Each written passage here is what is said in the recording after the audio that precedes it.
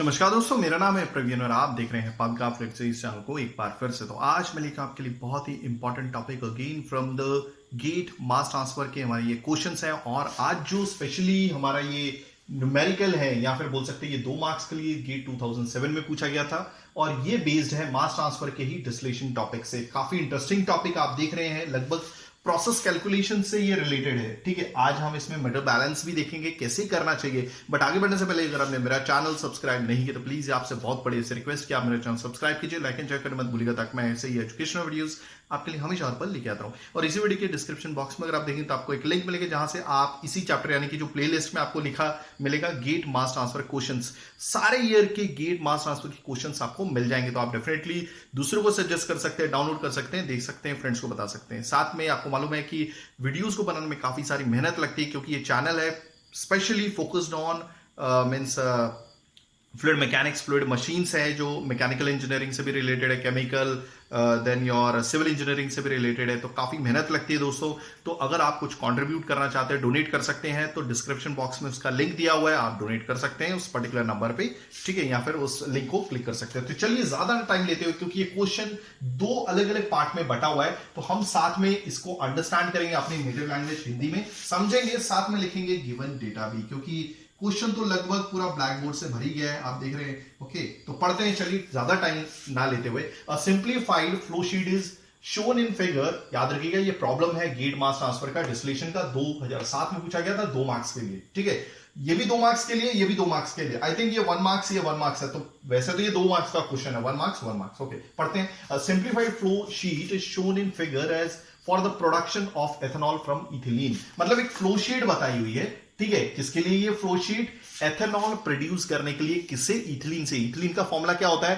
That is molecular formula C2H4। ठीक है, तो C2H4 का यूज करके एथेनॉल प्रोड्यूस किया जा रहा है। इथिलीन भी गैस फॉर्म में, ओके, एथेनॉल भी गैस फॉर्म में, और किससे रिएक्ट हो रहा है? पानी से रिएक्ट हो रहा है, और ये भी स्टीम से रिएक्ट हो रहा है। ठीक है, यानी कि गैस लिखा हुआ है, जी लिखा हुआ मैंने यहां भी।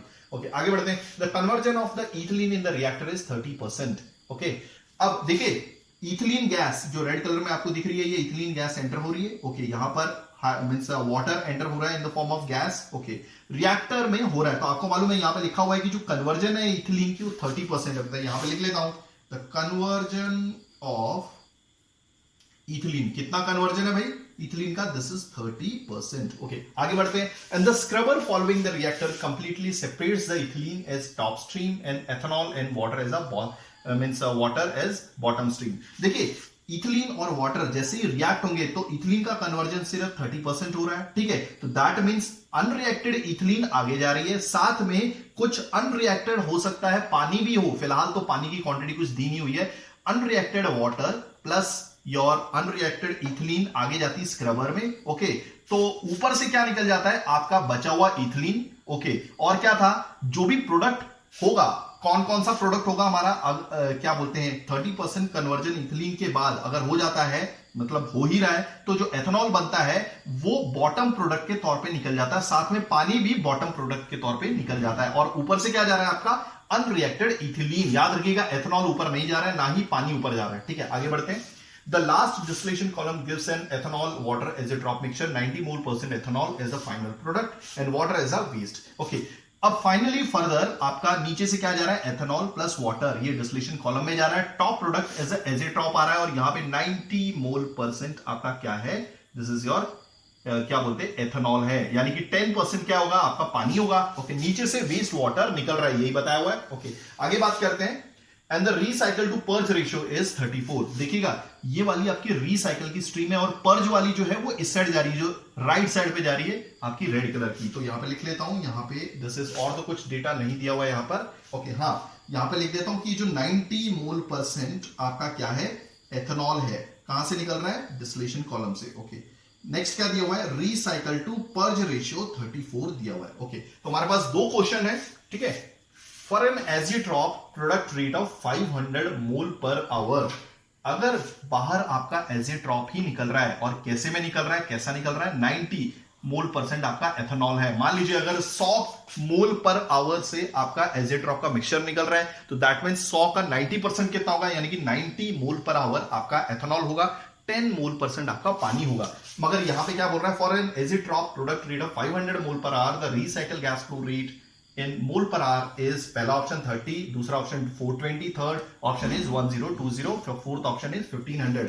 तो अगर एजिट्रॉपिक मिक्सचर कितना निकल रहा है 500, हम तो अज्यूम कर रहे थे 100 मोल पर आवर, मगर अभी कितना दिया हुआ है 500 मोल पर आवर अगर आपका एजिट्रॉपिक मिक्सचर निकल रहा है, तो रिसाइकल गैस फ्लो रेट मतलब ये आर की वैल्यू क्या होगी ये हमें पता करनी है। 4 ऑप्शन दिए हुए हैं, तो चलिए इस क्वेश्चन को हम इतना पार्ट मिटा देते हैं, ठीक है। नेक्स्ट वाला पार्ट अभी हम थोड़ी देर के लिए इसको बचा के रखेंगे, इसको भी मिटा देते ताकि ये थोड़ी सी स्पेस यूज करने को हमें आसानी से मिल जाए, ठीक है। आई होप आपको चीजें समझ में आ गई होंगी।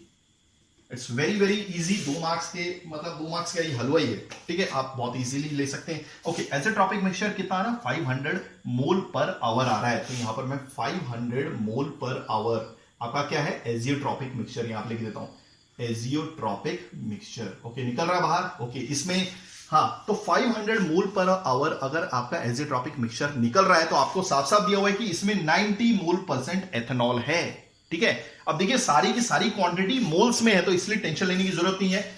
इस 500 मोल पर आवर जो भी आपका एजिट्रॉपिक मिक्सचर निकल रहा है जिसमें आपका 90% एथेनॉल है, 10% पानी है, ठीक है, तो इसका मैं क्या निकालूंगा 90% निकालूंगा। 90% मतलब क्या 500 इंटू 90% मतलब डिवाइड बाय 100 करना पड़ेगा, 0 0 कैंसिल, 0 कैंसिल, तो कितना आ गया 450 मोल पर आवर, यानी कि आपका एथेनॉल क्या है, ये क्या है आपका एथेनॉल। आई होप आपको चीजें समझ में आ गई होंगी। तो 450 मोल पर आवर आपका एथेनॉल है, तो यहां पर टोटल निकल रहा है 500, तो 500 में से अगर 450 माइनस कर देंगे यानी कि 50 मोल पर आवर क्या रहेगा आपका पानी रहेगा, दिस इज वाटर। और ये जो कैलकुलेशन निकाल रहे हैं आप डिस्टिलेशन कॉलम से, तो यहां पर लिख देता हूं डिस्टिलेशन से क्या क्या निकल रहा है, that is equal to 450 mole per hour आपका एथेनॉल। ओके, दूसरी क्या निकला, इसी डिस्टिलेशन से हमारा क्या निकला, this is equal to 50 mole per hour आपका पानी। हो गया ये भी क्लियर। चलिए इसको मैं मिटा देता हूं, इतना कैलकुलेशन हो गया हमारा। ओके, तो अब देखिए रिएक्शन क्या बोलता है कि अगर 1 मोल इथिलीन रिएक्ट होती है तो 1 मोल आपका एथेनॉल बनता भी तो है। क्लियर हो गया। तो यहां पर हमें बाय रिएक्शन हमें एक स्टोइचियोमेट्री मिलती है। बाय रिएक्शन हमें क्या मिलता है कि 1 मोल अगर आपका C2H5OH बनता है, ठीक है, तो कितना रिएक्ट होता है 1 मोल आपका C2H4 गैस के तौर पे है ना दोनों भी। ओके, ये रिएक्ट होता है। रिएक्शन स्टोइचियोमेट्री क्या बोल रही है, अगर 1 मोल आपका इथिलीन रिएक्ट होता है तो 1 मोल आपका एथेनॉल बनता भी है, तो इसी को लिखा हुआ है हमने। ओके, 1 मोल एथेनॉल बनता है तो 1 मोल रिएक्ट भी होता है। तो हमारा कितना एथेनॉल बन रहा है भाई, दिस इज 450 ml। मगर याद रखिएगा ये फ्लो रेट के टर्म्स में मोल पर आवर, तो कोई प्रॉब्लम नहीं अगर हम यहां पर क्या बोलते हैं आर से डिवाइड करेंगे। क्लियर हो गया। ये तो रिएक्शन स्टोइचियोमेट्री हमें मिल गई है। 1 मोल अगर एथेनॉल के बनना है तो 1 मोल मींस इथिलीन से रिएक्ट भी होना है। तो वही अगर 450 किलो मोल, ये तो बनना ही है ना क्योंकि आउटलेट में आपको 450 किलो मोल एथेनॉल मिल रहा है। ओके, तो 450 मींस मोल पर आवर आपका अगर एथेनॉल बन रहा है तो दैट मींस आपको क्या करना है, तो कितना इथिलीन रिएक्ट होगा। तो ये जो चीज है 1 मोल इथिलीन यहां पे लिखिए। ओके, आपको मालूम है ये गैस ही तो बार बार लिखने की जरूरत नहीं है। 1 मोल एथेनॉल ये नीचे लिख दीजिए आप, C2H5OH। ओके, ये गैस है और ये वाली टर्म सामने लिख दीजिए, दिस इज 450। ये तो बच्चों का खेल है, आप समझ सकते हैं, मगर ये बेसिक चीजें हैं तो मैं यहां पे बता रहा हूं। C2H5OH। ओके, तो ये कैंसिल, तो कितना हो गया 1, तो कोई मीनिंग नहीं है, तो 1 मोल इंटू 450, तो और यूनिट क्या बचेगी भाई, क्या बचेगी।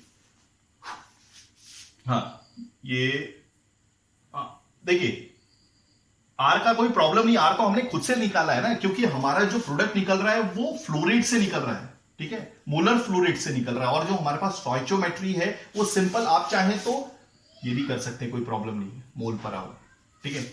ओके, तो मोल पर आवर यहां भी लिख देता हूं, मोल पर आवर यहां भी लिख देता हूं, कोई प्रॉब्लम नहीं। ओके, तो ये एथेनॉल ये सब कैंसिल हो गया, तो अब हमारे पास कितना आ जाएगा 450 into 1 is your 450 mole per hour आपका मींस इथिलीन रिएक्ट हो रहा है। मतलब 450 अगर आपका एथेनॉल प्रोड्यूस होना है तो 450 मोल पर आवर आपका इथिलीन रिएक्ट भी होगा। तो यहां पे लिख देता हूं, यानी कि रिएक्टर मींस रिएक्ट कितना होगा, दिस इज 450, यहां पे लिखता हूं, एक काम करता हूं, इथिलीन C2H4 कितना लग रहा है जो गैसेस फॉर्म में, वो लग रहा है 450 मोल पर आवर। हो गया ये भी क्लियर? ओके चलिए 450 मोल पर आवर हो गया।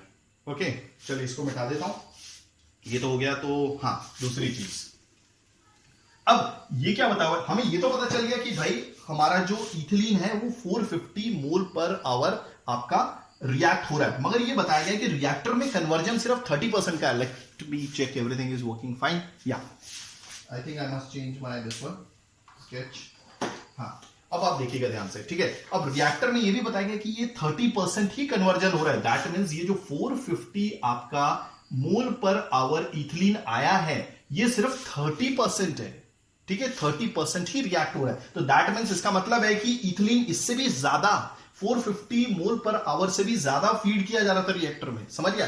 तो 450 मोल पर आवर क्या है, ये सिर्फ 30% है, ये है 450 मोल पर आवर आपका इथिलीन है, ठीक है। और रिएक्टर समझ गया, ये जो 450 मोल पर आवर है ये 30% है किसी का, और ये किसी का कौन है, ये किसी का वो है जो सबसे ज्यादा क्या बोलते हैं क्वांटिटी आपकी इथिलीन की फीड की जा रही थी रिएक्टर के अंदर। तो दैट मींस 450 क्या है, ये किसी का, किसी सपोज एक्स है, एक्चुअल में जो इथिलीन फीड की जा रही थी मान लीजिए एक्स है, तो एक्स का ये सिर्फ 30% है, ठीक है। सिंपल सी बात है, 450 जो है ये 30% है किसका, एक्स का। तो सिंपल 0 0 कैंसिल, तो ये कितना हो गया 450 मल्टीप्लाई बाय 10।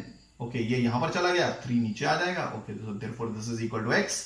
ओके तो ये कितना हो गया, this is 4500 divide by 3, so this is coming out to be कितना आ रहा है ये 1500। So therefore x equal to 15 mole per hour. तो ये था आपका एक्चुअल में ऐसी मींस इथिलीन, ठीक है। तो आप देखिए जो रिएक्ट हो रहा था वो सिर्फ 450 है, ठीक है। तो ये खुद 30% है, तो दैट मींस एक्चुअल में जो फीड हो रही थी इथिलीन की वो 1500 है। तो यहां पे लिख लेता हूं, ठीक है, ये यहां पे लिख देता हूं, दिस इज रिएक्टेड।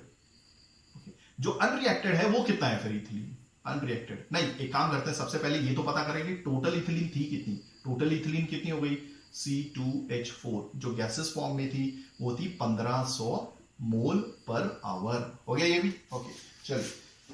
अब आप आगे देखिएगा, ओके तो ये हो गई हमारी टोटल फेड, हमारी यानी कि जो फीड की गई थी इथिलीन वो इतनी है, मगर रिएक्ट हुई इतनी है। तो दैट मींस अनरिएक्टेड कितनी होगी भाई, अनरिएक्टेड कितनी होगी, तो unreacted is equal to total जितनी थी हमारी अनरिएक्टेड इथिलीन, या फिर C2H4 भी लिख सकते हैं। तो टोटल माइनस रिएक्टेड, ठीक है। तो टोटल कितनी होगी 1500 माइनस 450 आपको रिएक्ट हो रही थी, तो कितना बचा 1050 आपका, लेट मी चेक, ये यस 1050 आपकी जो है ये अनरिएक्टेड मोल पर आवर आपकी C2H4 है, वो भी अनरिएक्टेड क्या है, दिस इज अनरिएक्टेड इथिलीन। तो यहां पे लिख देता हूं, that is your fifth unreacted C2H4 that is equal to 1050 mole per hour. हो गया। अब देखिए जो अनरिएक्टेड है, मैंने ऑलरेडी बोला था अनरिएक्टेड जो इथिलीन है वो कहां जा रही है, वो तो ऊपर जाएगी, ठीक है, ये जो रेड कलर में बता रहा है। तो दैट मींस किन दो पार्ट में बचेगी, देखिए ये R है आपका और ये साइड है आपका P, ये जो ऊपर जा रही है या फिर ये इधर जाएगी या फिर इधर जाएगी। तो मतलब ये जो अनरिएक्टेड इथिलीन है ये दो पार्ट में बट गई है, एक R में और एक P में। तो हम साफ साफ लिख सकते हैं that P plus R is equal to 1050। लिख सकते हैं नहीं, आई थिंक हम लिख सकते हैं, डेफिनेटली लिख सकते हैं, क्यों नहीं लिख सकते। ओके तो ऑटोमेटिकली इस देखिए, और हमें हमारे पास एक रेशियो भी है, recycle to purge रेशियो कितना है 34, so therefore recycle can be written as 34p।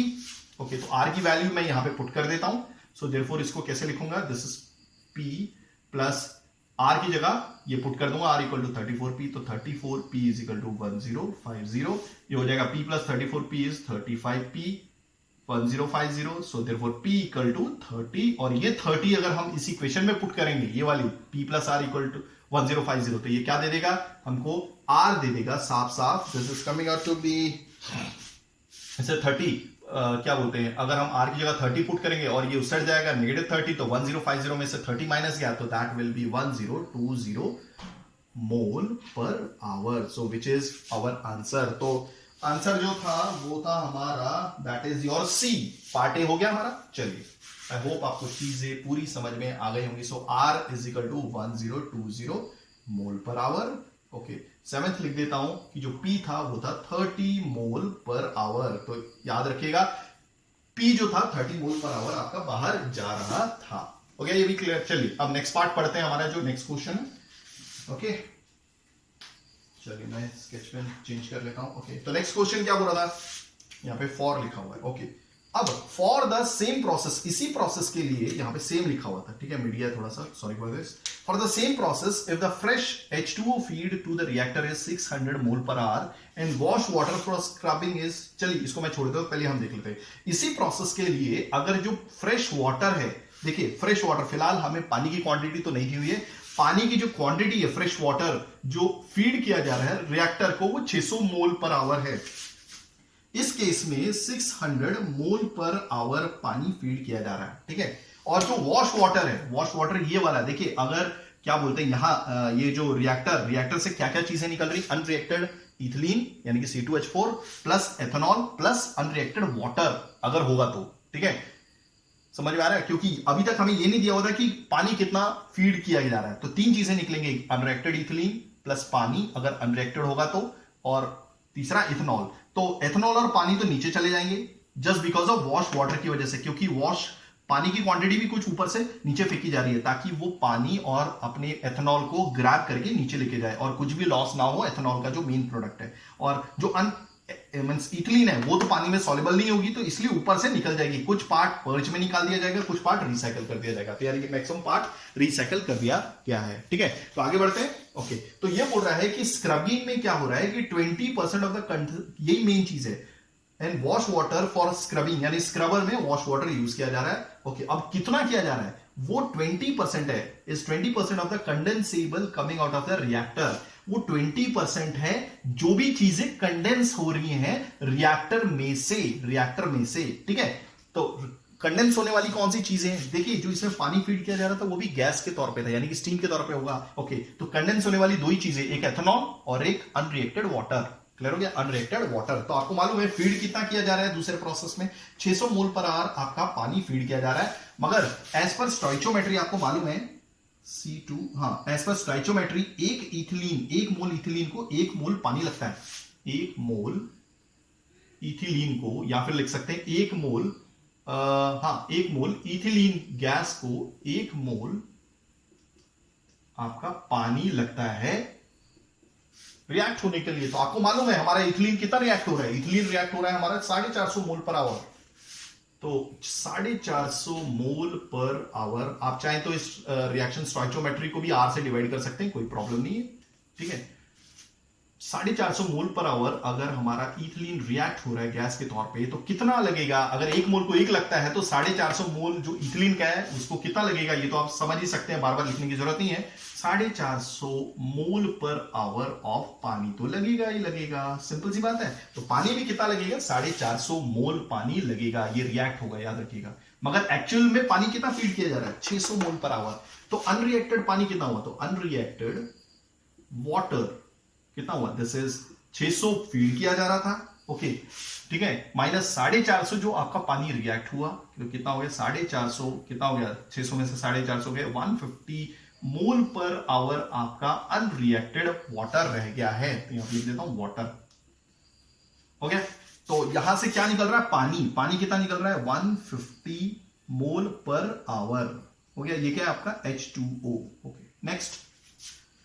Okay, जो ये पानी भी कंडेंस होगा ना, देखिए 3 चीजें निकल रही हैं, एक तो पानी जो अनरिएक्टेड है, दूसरा एथेनॉल, ठीक है, तीसरी आपका अनरिएक्टेड इथिलीन तो पूरी की पूरी ऊपर चली जाएगी। तो उसने बोला कि जो स्क्रबर से पानी फेंका जा रहा है वो सिर्फ 20% है कंडेंसेबल का। अब कंडेंस कौन कौन से हो सकते हैं, एक तो ये अनरिएक्टेड वाटर जो 150 मोल पर आवर है, और दूसरी चीज क्या बोलते हैं आपका एथेनॉल भी क्या बोलते हैं कंडेंस होने वाला है ना, वो भी तो कंडेंसेबल है। ओके, तो एथेनॉल कितना है हमारा, एथेनॉल देख लीजिए, एथेनॉल कितना है, एथेनॉल, हाँ एथेनॉल यहां पे कितना है, एथेनॉल कितना है भाई, दिया हुआ नहीं, 450 है ना, 450, जिसको ऊपर ही जाना है एक्चुअली। 450 यहां पर आया, देखो 500 था, 500 का 90% यानी कि 450। अगर ये 450 बना है तो उसके हिसाब से 450 इथिलीन प्रोड्यूस मींस रिएक्ट भी तो हुई है। तो 450 मोल पर आवर आपका एथेनॉल है। ठीक है, तो अब हम देखिए, आई होप आपको चीजें समझ में आ रही होंगी। तो अब जो कंडेंसेबल चीजें वो कौन कौन सी है? कंडेंसेबल कौन सी चीजें? एक तो ethanol 450 mole per hour, okay. दूसरा अनरिएक्टेड, तो यहां पे लिख देता हूं 450 मोल पर आवर। ये क्या है आपका? एथेनॉल है ये वाला। ठीक है, तो 450 मोल पर आवर आपका एथेनॉल है, plus unreacted water. Unreacted water कितना है? 150 मोल पर आवर। तो ये 450 प्लस 150 कितना हो गया? 600 मोल पर आवर, ओके। तो ये कंडेंसेबल है, ये कंडेंसेबल है। ठीक है, ये क्या है? कंडेंसेबल। अब इसका कितना 20% कितना परसेंट हमें लेना है? 20%। तो 600 का 20% कितना होता है? 600 का 20% निकालिए, 20 लिखिए, डिवाइड बाय 100 कीजिए, 0 0 कैंसिल, ये कैंसिल, कितना हो गया? 60 into 2 is 120 mole per hour. तो ये तो कहने का मतलब था वॉश वाटर जो है वो 20% है कंडेंसेबल का। कंडेंसेबल कितना है? 600। 600 का 20% निकालिए, 120 मोल पर आवर हो गया। ये हो गया आपका 120 मोल पर आवर का मोलर फ्लो रेट से आपका वॉश वाटर नीचे जा रहा है। क्लियर हो गया? ओके। अब क्या पूछा गया है इन्होंने?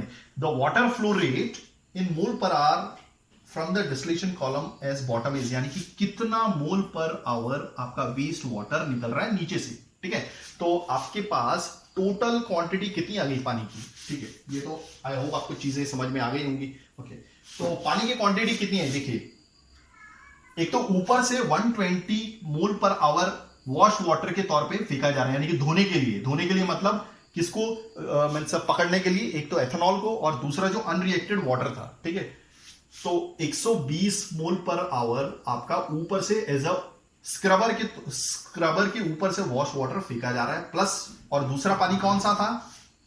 ठीक है, दूसरा पानी कौन था? Unreacted water. ये भी तो पानी इधर ही जा रहा है ना। ये प्लस 150 कितना हो गया? 150। तो ये मोल पर आवर। ठीक है, फिलहाल मैं बाकी चीजों को मिटा देता हूं, नहीं तो आपको ही कंफ्यूजन होगा। हो गया क्लियर? ओके, तो ये कितना हो गया टोटल? 120 प्लस, याद रखिएगा ये 120 क्या है? ये वॉश वाटर का पानी जो स्क्रबर से ऊपर से नीचे फेंका जा रहा है ताकि एथेनॉल और अनरिएक्टेड वाटर को पकड़ा जा सके। ठीक है, प्लस और कौन सी चीज आ रही है? हमें पूछा गया है ना बॉटम से कितना पानी निकल रहा है। तो एक तो ये ऊपर वाला पानी जो वॉश वाटर के तौर पे फेंका जा रहा है, और ये जो अनरिएक्टेड वाटर है ये भी तो निकल के यहीं जाने वाला है। So that is 120 plus 150। 150 क्या है? Unreacted water. 120 क्या है? ये पानी है जो ऊपर से फेंका जा रहा है। ठीक है, बताया मैंने कि कैसे आया था। ये कंडेंसेबल का 20% है, तो 600 आ रहा था, 600 का 20% निकाला, 120 आया। ओके, तो टोटल कितना हो गया ये? दिस इज 270 किलो, नहीं not kilo, this is mole per hour. Okay, अब देखिए पानी कितना एंटर हो रहा है अभी? That is your 270 mole per hour. हो गया। तो अब आपको मालूम है कि कुछ पानी ऊपर चले जाता है, कुछ पानी नीचे चले जाता है। ओके, यहां पर 500 मोल पर आवर है, तो दैट मीन्स 90% एथेनॉल है। 500 का 90% कितना होता है? 450 एथेनॉल। तो बाकी बचा क्या? 50, यानी कि 50 ऊपर चला गया है। सो 270 में से 50 माइनस कर देंगे, so that will be your कितना हो जाएगा? 220 मोल पर आवर। तो this is your water. So which one is correct? So second option is correct. I hope आपको चीजें समझ में आ गई होंगी। याद रखिएगा, एंटर करते वक्त डिस्टिलेशन में 270 मोल पर आवर पानी एंटर कर रहा है, मगर 50 मोल पर आवर ऑलरेडी बता चुका हूं कि 50 मोल पर आवर पानी ऊपर चला गया और बाकी बचा हुआ नीचे जाएगा। तो 270 में से 50 माइनस करेंगे तो 220 मोल पर आवर पानी आपका आएगा। तो आई होप आपको चीजें समझ में आ गई होंगी। अगर आप ऐसी एजुकेशनल वीडियोस चाहते हैं तो please do right a comment. मैं पूरी कोशिश करूंगा टाइमिंगली वीडियोस लेके आने की। थैंक्स फॉर वॉचिंग, धन्यवाद, थैंक यू।